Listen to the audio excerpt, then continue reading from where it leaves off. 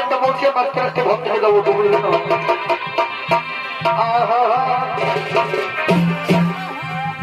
মেঘায় রে মেঘা